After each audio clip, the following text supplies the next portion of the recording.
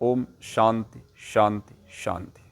नमस्कार साथियों, आशा करते हैं आप योग कर रहे होंगे और सभी निरोगी होंगे, स्वस्थ होंगे, ऐसी हम प्रभु से कामना करते हैं। साथियों, कुंभक की इस सीरीज़ में आज हम आपको बताएंगे बाह्य कुंभक के साथ लगने वाले बंध और इनका लाभ, इनको किस किस को करना चाहिए और किस किस को नहीं करना चाहिए, सभी कुछ इसके बारे में हम बताएंगे विस्तार से। तो बने रहिए वीडियो में। वीडियो को हम ज़्यादा लंबा बिल्कुल भी नहीं होने देंगे साथियों, बस आपको सिर्फ थोड़ी सी जानकारी देते हैं, उसके बाद इसको बताते हैं कैसे करना है। साथियों, कुंभक का मतलब आपको मैंने पहले बता रखा है, श्वास को रोकना, ठीक है। क्योंकि योग की भाषा में तीन ही चीज़ें होती हैं, श्वास लेना, रोकना और छोड़ना। लेने को हम कहते हैं पूरक, और स्टोर करने को कहते हैं कुंभक, और छोड़ने को कहते हैं रेचक, ठीक है। तो पूरक, कुंभक और रेचक में कुंभक है।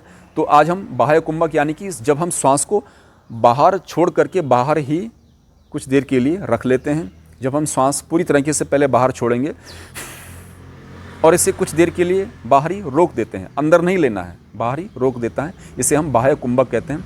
अब ये अलग अलग मनुष्यों में अलग अलग इसकी कैपेसिटी हो सकती है। कोई इसे 5 सेकंड ही रोक पाएगा, कोई इसे 10 सेकंड रोक पाएगा, कोई 15 सेकंड रोक पाएगा, या किसी का बहुत अच्छा अभ्यास है तो वो 20 और 25 सेकंड भी इसे रोक सकता है। लेकिन आपको मैं सिर्फ इतना बताऊंगा कि इसमें बंधों का प्रयोग कैसे किया जाता है और क्या क्या उसके लाभ होते हैं। तो आइए, सबसे पहले जो है हम सीधा बैठेंगे, कमर गर्दन सीधी, 90 डिग्री का अलाइनमेंट होना चाहिए। हाथों में ज्ञान मुद्रा, वायु मुद्रा, कोई भी मुद्रा आप लगा सकते हैं। ये मैंने ज्ञान मुद्रा लगा दी है साथियों, ठीक है, ये इस प्रकार से। और सबसे पहले हम 1-2 श्वास नॉर्मल लेंगे, लंबी लंबी, बॉडी को रिलैक्स करने के लिए, ठीक है।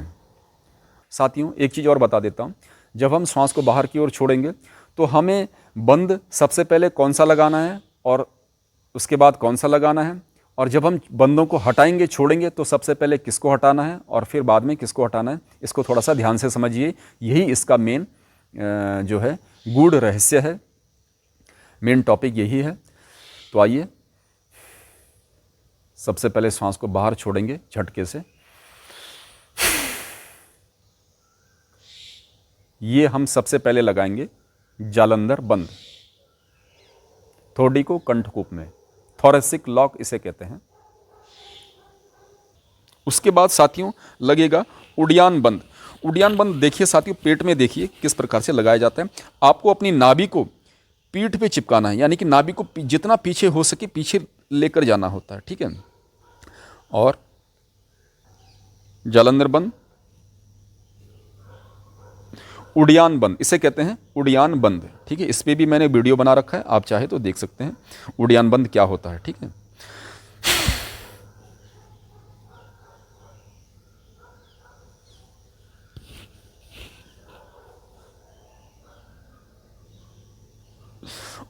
और इसके बाद मूल बंद।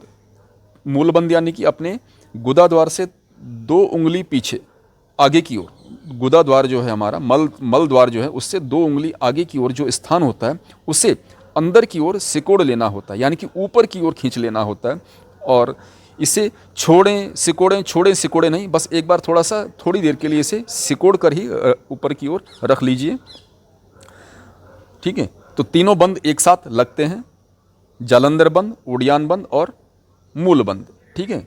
अब एक बार मैं आपको फिर से इसको करके दिखाता हूँ। इसमें इस बार मैं बीच में बोलूँगा नहीं, सीधे बंद लगाऊंगा, आपको इशारा करूँगा मूल बंद का, ठीक है। तो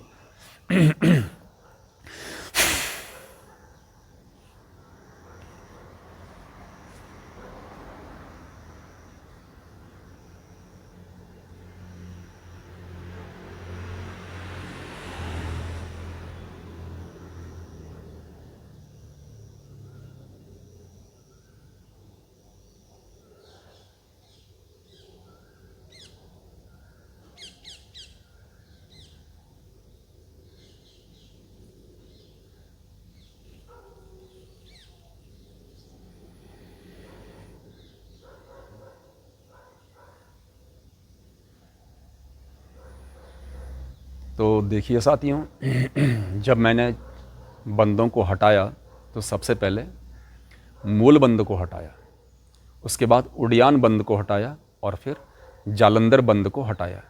लेकिन जब मैंने लगाया था तो पहले जालंधर बंद लगाया था, फिर उड़ियान बंद लगाया था, फिर मूल बंद लगाया था। ऐसा क्यों करते हैं?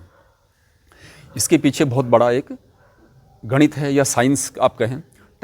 इसमें टेक्निकल जो है सपोर्ट ये मिलता है कि जब भी हम श्वास को बाहर की ओर छोड़ते हैं तो वो श्वास का जो फ्लो है एकदम से, जब हम श्वास को बंद को हटाते हैं, अगर हम सबसे पहले जालंधर बंद को हटाएंगे तो जितना भी हमें श्वास लेने की इच्छा है वो एकदम से हमारे दिमाग में वो उसका फ्लो ऊपर की ओर बहेगा, ऑक्सीजन का, हवा का, और हमारे दिमाग में एकदम से झटका सा महसूस होगा और हमें जो है इससे कोई समस्या आ सकती है। जिनको चक्कर आने की समस्या है वो बढ़ सकती है, या ब्रेन में थोड़ा सा दर्द हो सकता है, सिर दर्द हो सकता है, माइग्रेन हो सकता है। तो कभी भी जो है जालंधर बंद को पहले ना हटाएं, ठीक है, क्योंकि दिमाग में एकदम उसका फ्लो नहीं जाना चाहिए, ब्रेन में हवा का फ्लो एकदम से झटका सा नहीं लगना चाहिए, ठीक है। तो सबसे पहले हमें मूलबंद छोड़ना होता है, यानी कि जो है, ठीक है, अधो वायु जो है उसे हम सबसे पहले नीचे की ओर छोड़ देते हैं, फिर हम पेट को फुला देते हैं। जो हमने पेट को पिचकाया था उड़ियान बंद में, फिर हम उसको ढीला छोड़ देते हैं और फिर हम जो है लास्ट में जालंधर बंद को छोड़ेंगे, ठीक है। एक राउंड बिना बोले में एक बार आपको फिर से दिखा देता हूँ। बड़ा ज़बरदस्त है साथियों, मूल बंद तीनों बंदों के साथ बाह्य प्राणायाम, ठीक है। इसे महाबंद भी कहते हैं साथियों। महाबंद यानी कि जब तीनों बंद एक साथ लगाए जाते हैं तो ये महाबंद बन जाता है और इसकी शक्ति अपरंपार है साथियों, ठीक है। बहुत ताकतवर प्राणायाम है।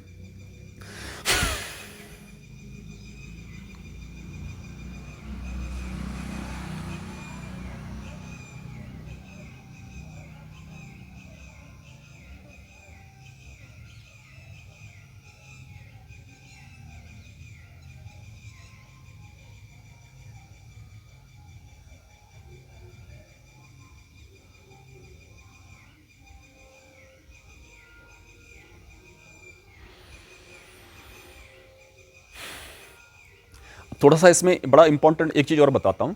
जो मूल बंद है साथियों, ये किस काम आता है? ये धातु रोग में काम आता है, यानी कि जो हमारी सप्त धातु हैं, रस, रक्त, मांस, मेद, अस्थि, मज्जा, शुक्र, सप्त धातुओं को ये कंट्रोल करता है। धातु रोग में ही जबरदस्त है साथियों मूल बंद, ठीक है। जो मतलब ब्रह्मचर्य का पालन जो लोग करते हैं उनके लिए मूल बंद बहुत ज़बरदस्त है, स्टूडेंट के लिए बहुत ज़बरदस्त है, विद्यार्थियों के लिए ये बहुत ही लाभकारी है। उन्हें यह प्रतिदिन करना चाहिए मूल बंद, और इसका प्रयोग अति आवश्यक है।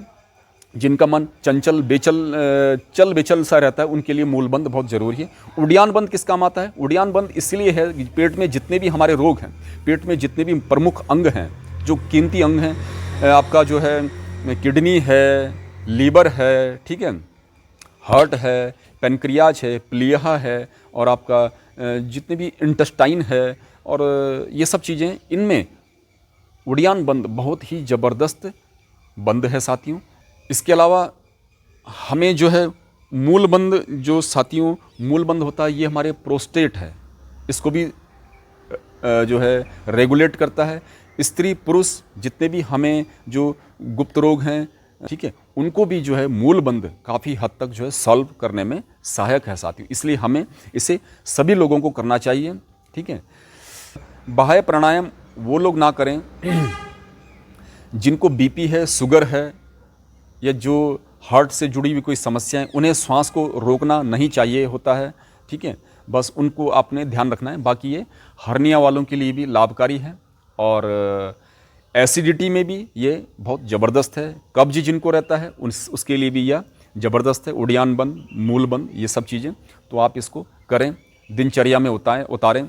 और ये जो है हमारे जितने भी चक्र हैं साथियों, मूलाधार से लेकर सहस्त्रार्थ चक्र तक, मूलाधार से लेकर अनाहत चक्र, फिर हमारा मणिपुर चक्र, फिर हृदय चक्र, विशुद्धि चक्र, आज्ञा चक्र, और उसके बाद जो है सहस्त्रार्थ चक्र तक भी जितने भी हमारे जो है इनको एक्टिवेट करता है, जागरण करता है। कुंडलिनी जागरण के लिए भी ये जो है बहुत ज़बरदस्त है साथियों। तो आशा करते हैं आपने इसको समझ लिया होगा, इसका समझने का प्रयास किया होगा, और आपके समझ में आ भी गया होगा। तो चैनल पर आते जाते रहा करें साथियों, चैनल को सब्सक्राइब करें, लाइक करें। यही आज की जानकारी थी। अधिक से अधिक पानी पिएं, सूर्योदय से पहले अवश्य उठें, तभी जाकर के आपके जितने भी योग प्राणायाम हैं साथियों, ये सब फलीभूत होंगे। तो मिलेंगे फिर एक नई जानकारी के साथ, तब तक के लिए आप अपना ध्यान रखिए साथियों। नमस्कार।